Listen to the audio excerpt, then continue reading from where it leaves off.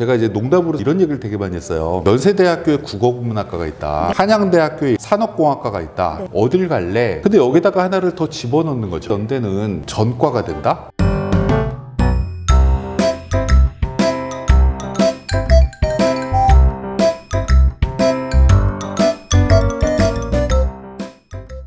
시작하겠습니다. 네. 안녕하세요. 네, 안녕하십니까? 네. 저희 그 방송처럼 안 하고요. 네네네. 그냥 막 편하게 네네. 얘기를 할게요. 지금 정시가 아직 진행 중이잖아요. 그쵸, 네. 이제 최초 합격자 발표는 거의 다 했고, 네. 이제 다음 주부터 이제 추가 합격자 발표하잖아요. 네. 지금 대학들 얘기를 들어보면, 네. 이제 자연계는 점수가 높게 나왔는데 문과는 왜 이렇게 낮냐? 네. 이렇게 얘기하는 대학들이 되게 많아요. 합격자 점수가 낮다고요. 네. 네. 그 전년도에 비해서. 네. 그래서 아까 이대에도 그걸 잠깐 설명하고 왔는데 네. 올해 처음으로 통합수학으로 네. 이제 시험을 봤잖아요. 그러다 보니까 이제 올해 수학을 만점 받은 아이들은 표준점수 만점 받은 2,700명이 모두 다 미적기하잖아요. 네. 근데 작년에 이제 수학 나영, 가영으로 이렇게 비교를 해보면 나영 100분이 100이 되게 많거든요. 만점자도 되게 많았고. 문과 애들이요? 네, 문과 애들이. 네. 또 이 친구들이 이제 표준 점수도 3점 정도 밑으로 내려가 있고 네. 또 이제 시험의 난이도가 올해 확통이 되게 어려웠거든요.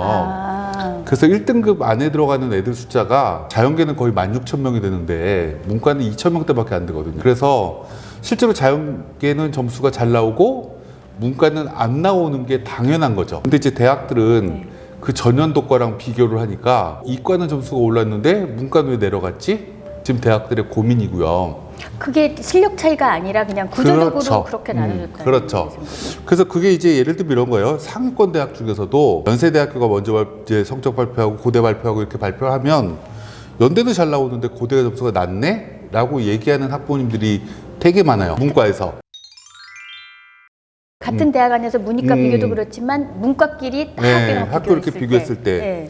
근데 그 이유는 연세대학교는 사탐이나 과탐을 문과 쪽에서 반영하는 비율이 되게 낮거든요. 국어, 수학, 탐구 이렇게 반영 비율을 따지면 2대 1인데 탐구가 1이요. 예. 근데 고대 같은 경우는 반영 비율이 막 1.75, 2, 막 1.75 이렇게 비슷하게 막 나오니까 이걸 점수를 이렇게 비교하면 고대 점수가 낮아질 수밖에 없는 게 올해 이과 아이들이 과탐을 못 봐야 문과로 가거든요.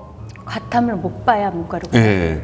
왜냐면 자연계 쪽 모집단위는 서강대 빼고 나머지 대학들이 대부분 다 과탐의 반영 비율이 높거든요. 근데 높은데 이제 이 반영 비율의 반영이 매칭이 안 되면 다른 대학을 찾아야 되는데 그게 이제 문과인 거죠. 대부분 친구들이. 그래서 거기에 대한 부담이 조금 있는 거죠.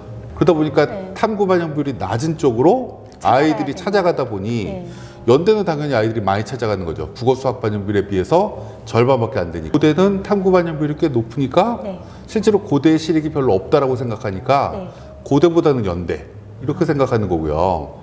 또 이제 그 밑에 있는 대학들을 비교를 해도 한양대나 서강대는 이게 학교가 한 캠퍼스 안에 문이과가 동시에 있잖아요.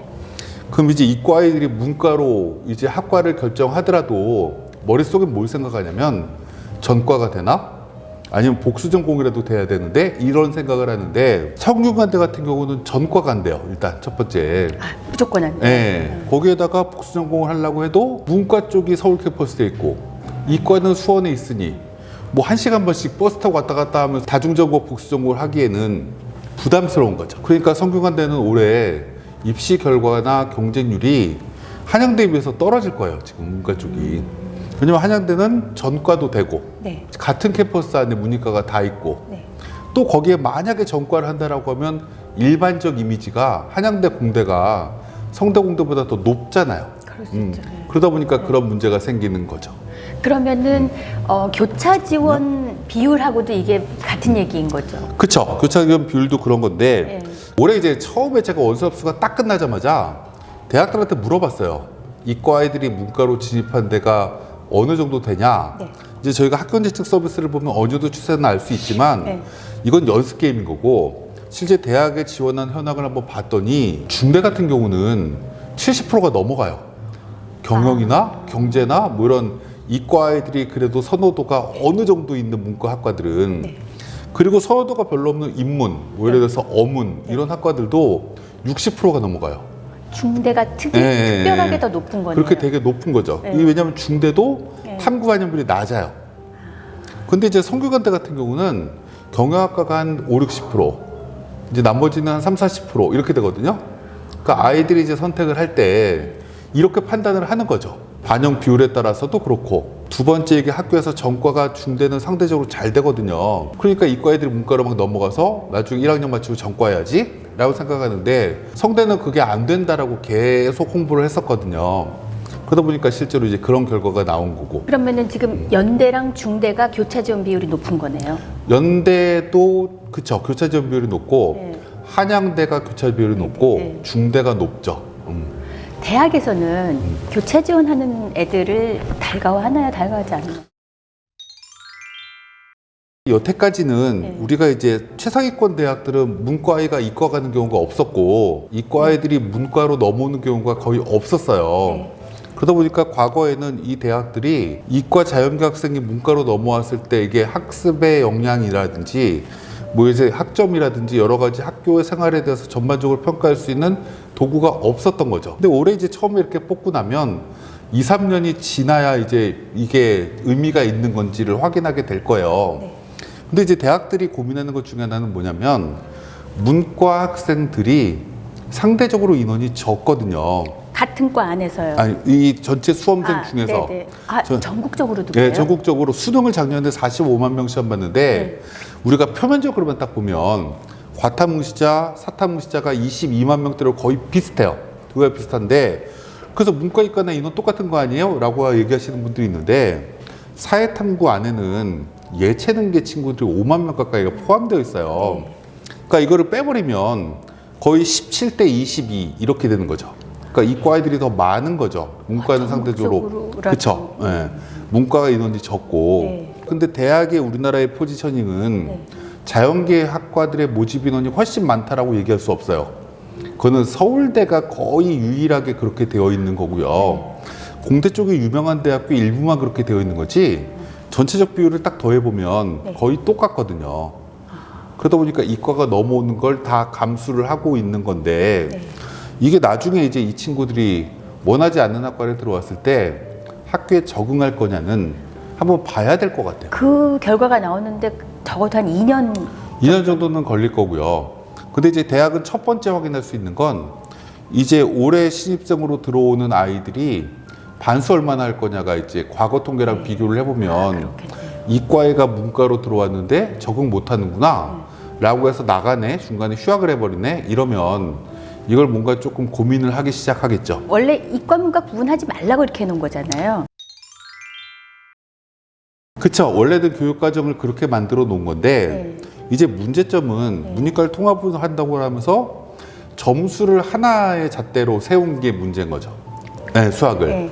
그러니까 예를 들면 국어는 화작이나 언매 이렇게 선택하는 건 본인의 기호에 따라서 선택하는 거예요. 유불리로 판단할 수가 없어요, 이거는. 근데 수학 같은 경우는 미적기하는 이과 애들, 여기서 또 자연계 모집단은 다 지정이잖아요. 그러니까 이과 애들은 이걸 다 하는 거죠. 반면에 문과 친구들은 그러면 이거를 같이 하게 되면 더 점수가 낮아질 거라고 우려를 해서 확통을 선택하는 거고, 또 대부분의 고등학교에서 문과 애들한테는 미적이나 이런 걸 안 가리키고 기하 이런 게 선택이고 막 이렇게 막 움직이다 보니 실제로 이 문과 애들은 확통을 선택하는 거죠. 근데 이 문과 학생들과 이과 학생들을 우리가 기본적으로 보면, 문과 애들은 수학 학습량이 당연히 이과 애들보다 적은 게 당연해요. 자연계는 논술도 수학 문제로 나오고 학교 내신에서도 수학이 제일 중요해요. 그래서 이과로 대학 가겠다고 하는 애들은 당연히 수학 학습량을 늘려야 되는 친구인 반면에, 문과로 가는 애들은 수학을 정말 잘해야 돼라는 생각보다, 특히 수시로 가는 아이들은 전공적 합성을 맞추는데 뭐 경영이나 경제나 응용통계나 이런 데 가는 친구들은 수학이 중요하다고 얘기할 수 있지만, 뭐 국문과, 영문과, 뭐 사학과 이런 데 가는데 수학이 중요하다라고 얘기를 안 하니 학습량이 첫 번째 적은 거고, 그러다 보니까 평균이 낮아지는 거고, 확통이. 네. 근데 여기에 더 문제점 중에 하나는 예체능계도 이 시험을 본다라는 거죠. 그러니까 평균이 더 내려가는 거죠, 확통이. 그러니까 이 통합수능을 하면서 표준점수 체제를 만들 때 평균이 낮으면 표점이 낮게 나오다 보니까, 그 집단의 평균이 낮으면 그 집단이. 그 확통 점수가 당연히 낮아지는 거죠. 평균이 낮을 수밖에 없는 구조를 가지고 있으니까. 그러다 보니까 그래서 한 줄을 딱 세우니까 네. 위에 이과이들이 다 포진되어 있고 네. 문과는 이제 100분이 95 밑으로 이제 대부분 막 내려가 있으니 나중에 이제 대학 원서를 쓸 때는 자연계 친구들이 문과를 쓰는 게 유리할 수도 있겠는데? 라고 생각이 들어서 문제가 하나 발생을 한 거죠. 교육부에서 원하는 것과 네. 대학에서 문이과 구별을 버릴 수 없는 이게 팽팽하게 어떻게 갈 것 같으세요? 그래서 이게 처음에 제가 요즘 대학에 가서도 조금 개몽 아닌 개몽을 좀 하고 있는 네. 게 뭐냐면 우리가 자연계는 미적이나 기하 필수, 과학 필수 이렇게 지정해 놨잖아요. 근데 문과 쪽 모집단위는 아무거나 해도 돼요. 수학을. 사회과학 해도 다 돼요. 그럼 이거는 어찌 보면 문과 계열의 학과가 아니라 누구나 다 올 수 있는 집단인 거고 이쪽은 무언가 한정된 집단인 건데 이 한정된 집단의 아이들의 성적이 표점이 더 높게 나오니 넘어오는 거죠. 네. 그럼 이제 문과 친구들은 수학 확통을 선택하고 사탐을 선택하는 친구들은 피해를 본다라고 생각하는 거죠. 그렇죠. 그래서 제가 대학한테 말씀드리는 건 사탐 지정하는 걸 고민을 좀 한번 해봐라. 사탐을 꼭 해야 된다. 네, 사탐을 꼭 해야 된다. 경영, 경제나 이런 학과는 그렇지 않다라고 하더라도 나머지 학과들은 사탐을 좀 지정을 해서 이과이들도 대학의 레벨이 높아진다라고 해서 사학과 들어와서 적응을 못하면 이것도 어찌 보면 그 친구들한테는 시간을 허비하게 되는 거고 본인이 무언가 다른 기회를 놓치게 되는 거니까 상당한 기회비용이 들어가잖아요. 그래서 조금 이렇게 학과를 좀 나눠서 이게 모든 걸 다 해도 되는 학과, 지정해야 되는 학과 이렇게 좀 구분하는 걸 좀 고민 한번 해보자. 그게 이 입시에서 맞지 않겠냐라고 저는 이제 얘기를 하고 있는 거죠. 반응은 어때요? 대학은 그 고민을 해요. 이제 못 넘어오게 하면 피해가 없는 건데 네네. 넘어오게끔 만들어 버리면 네. 피해가 생기니 이렇게 허들을 만드는 게 의미가 있겠다라고 저는 말씀을 드리는 거고 그렇지 않으면 이제 문과 인문 계열, 문과 계열 쪽으로 대학 가는 친구들은 정시로 원하는 대학교를 못 간다라는 심리가 굳어져요. 그렇죠. 네, 점점 굳어지고 자연계 친구들이 이제 문과 쪽으로 이렇게 넘어와야 되겠다는 심리를 만들어 버리면 잘못하면 문과 쪽의 학과가 이탈률이 많아져 버리면 괴멸된다라는 거죠. 네. 그래서 굳이 그렇게 해야 되는 거냐라고 저는 말씀을 드리는 거고 대학들한테 그렇게 자연계 친구들을 받고 싶으면 자연계가 원하는 학과 쪽을 네. 조금 더 볼륨을 넓혀라. 경제 경영. 네, 저희 이런 얘기를 하는 거죠. 경영학과를 문과 쪽에서 뽑는 사탐으로 지정하는 학과를 만들어 놓고 네. 이렇게 미적이랑 과탐하는 친구들을 뽑을 수 있는 경영학과도 이쪽에다 옮겨주면 차라리 난 거죠. 근데 그렇지 않으면 문제가 좀 심각해질 것 같아요. 당분간 계속 가겠죠. 일단 올해 수능까지 그냥 갈 것 같고요. 이게 이제 대선 국면하고 좀 맞아 떨어져가지고 모든 것이 다 대선이에요. 그러니까 모든 게 네. 교육의 이슈가 하나도 지금 정보가 이게 이런 문제가 있다라는 걸 제가 시작되기 전에 작년부터도 계속 기자들한테 얘기를 했거든요. 수학을 공평하게 시험 보려고 하면 예체능계 친구들을 정말 확통을 봐야 되는 것까지를 고민 한번 해야 된다. 걔네가 학동까지 네. 봐야 되니까. 네. 그럼 예를 들면 체육교육과 가는 친구들은 수학이 필요해요. 그럼 확통 보겠죠. 얘들은 공부를 해요. 서울대 디자인이라든지 비실기 쪽 가려고 하면 대부분 학교가 필요해요. 근데 예를 들어서 회화 쪽이나 음대 쪽이나 체육학과나 이런 데는 안 보거든요. 수학을. 근데 이 아이들 중에 80% 가까운 아이들이 수학을 응시해요. 왜 응시할까를 우리 생각해보자. 2교시에 보기 때문에 응시하는 거다. 이거를 만약에 맨 뒤로 빼가지고 네, 집에 가라. 과탐 다음, 사탐 과탐 다음에 시험을 지금 보게끔 만들어주면 안 볼 뭔가 기회가 만들어지는 거죠. 그래도 수학 마지막 교시는 안 될 것 같아요. 너무 부담스러워요. 근데 이걸 2교시에 받아보니까 네. 필요 없는 포기하는 친구들이 이 시험을 보는 거고 이 친구들이 집어 들어가니까 평균이 낮아지게 되는 거고 그래서 이 악순환이 커져버리는 거죠. 네. 실제로 편차가 더. 그 이과 애들이 그 문과 뭐 경제 경영이든 일부 대학의 인문대학이든 거기와 더 낮은 과가 더 낮은 대학의 공대가 되겠죠. 실제 선택을 어떻게 할지는 사실 알 수 없지 않나요? 그렇죠. 근데 이제 생각을 한번 해보면요. 제가 이제 농담으로 작년 설명회 정시할 때도 이런 얘기를 되게 많이 했어요. 연세대학교에 국어국문학과가 있다. 네. 한양대학교에 예를 들어서 산업공학과가 있다. 네. 이렇게 하면 한양대 산업공학과를 붙을 정도의 성적이 되면 네. 연대 국어국문 영어영문은 100% 붙어요. 네. 그러면 어딜 갈래? 라고 질문하면 이 자연계 입장에서는 한양대요 라고 이렇게 얘기할 수 있어요. 네. 대부분 아이들이. 근데 여기다가 하나를 더 집어넣는 거죠. 뭘 집어넣냐면 연대는 전과가 된다? 근데 전과 TO는 이과 쪽은 꽤 넓어. 그 이유가 연대, 공대 다니는 아이들 중에 상당수가 눈이 해태처럼 변한다? 라고 제가 설명을 했어요. 뭐예요, 그게? 우리가 이제 경복궁 앞에 가면 해태상 네, 있잖아요. 해태상은 몸은 정면을 향하고 있는데 눈은 고개는 이렇게. 옆으로 이렇게 돌아가는 게 해태죠. 무슨 얘기냐면 연대 공대를 이미 1학년에 입학한 아이들 중에 정문에서 배경으로 이렇게 가면 정면을 이렇게 보면서 학교 생활을 해야 되는데 얘들이 자꾸 고개가 오른쪽으로 돌아가요. 왜냐면 오른쪽에 세브란스 병원이 보이잖아요. 아씨, 내가 수능 때 3개, 4개만 더 맞았으면 의사 될 수 있었는데 라는 생각이 아이들이 드는 경우가 굉장히 많다는 거죠. 이 아이들이 반수를 할 거 아니에요. 반수에서 성공을 하면 연대를 떠나죠. 그럼 그 TO가 전과 TO로 생겨요. 그러다 보니까 이 아이들이 그걸 기대하고 이 전과 TO를 이과에서 꽤 많이 특히 상위권 학과가 생긴다는 걸 알고 들어간 거예요.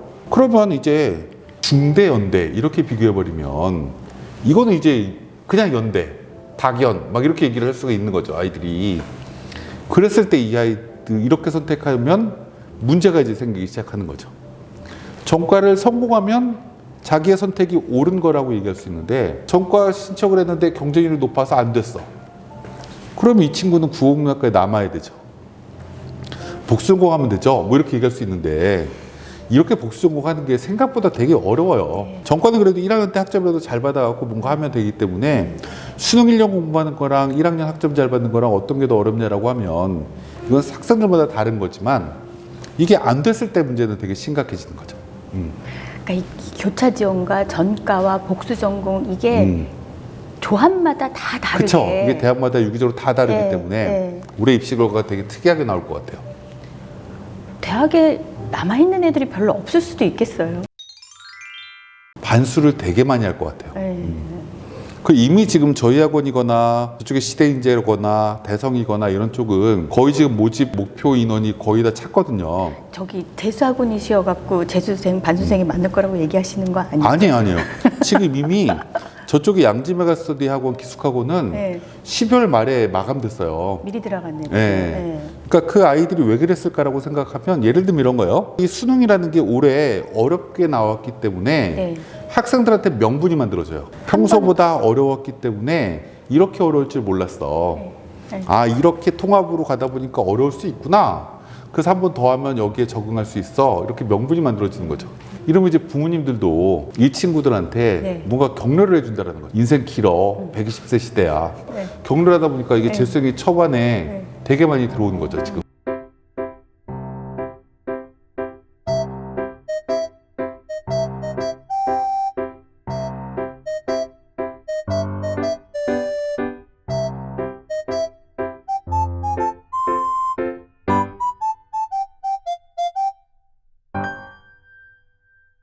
혹시 그 이대에서는 어떤 얘기 나누고 오셨는지? 아, 이대 그냥 에피소드로 잠깐 말씀을 드리면 네. 이제 대학의 가장 큰 고민이 이런 거예요.